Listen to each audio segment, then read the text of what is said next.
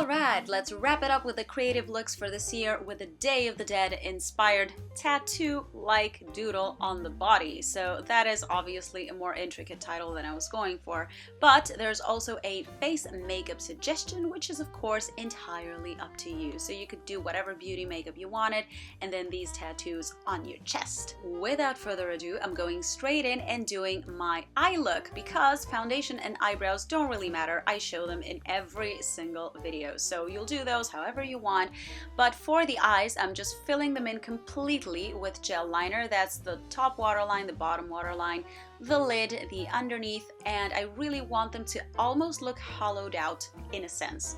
Gel liner is very messy and you have to work quickly with it, so I'm blending it out before it dries, but I'm really doing it all very haphazardly. You don't need to worry about getting it to look neat if you're going to recreate the exact same look that I'm doing, and of course, any clumps you get from your mascara are welcome. So as you can see, it's starting to crease and it kind of looks like a punch in the eye, which I love.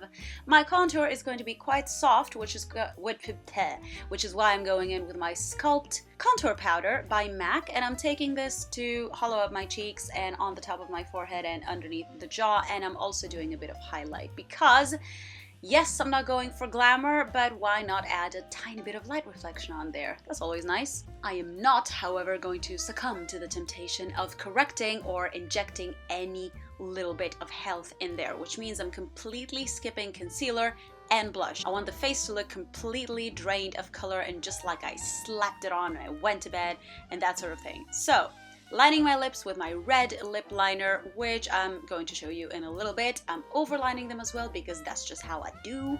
And in the middle, I'm just going to run a little bit of burgundy pencil. So this is my red pencil, which I forgot to show you before, and this is my burgundy pencil, which I'm taking in the middle of the lips to give the effect of a bitten lip almost.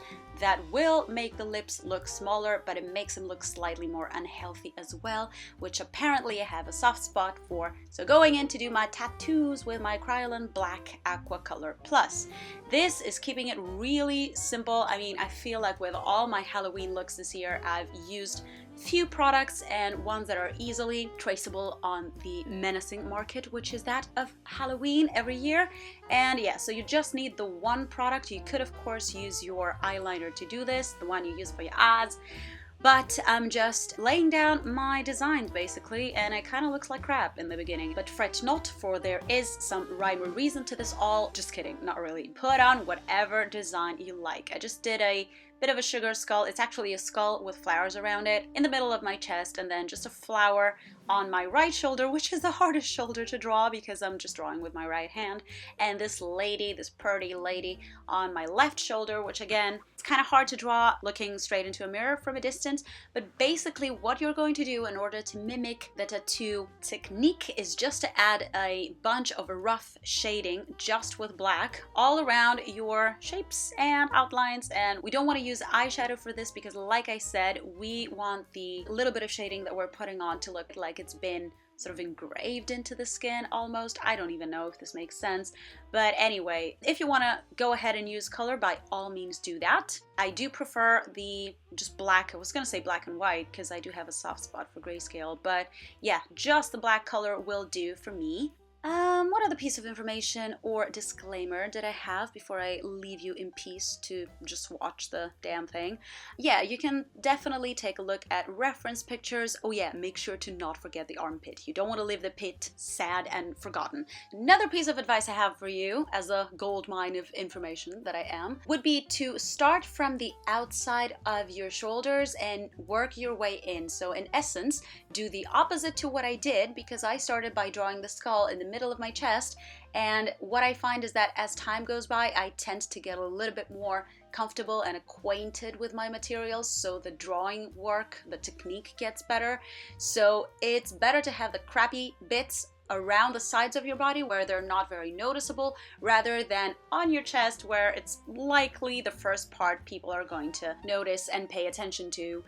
So yeah, so keep at it, soldier on, expand as much as you want to. Much needed break of silence for a few seconds before I come right back at you with more of those lovely instructions.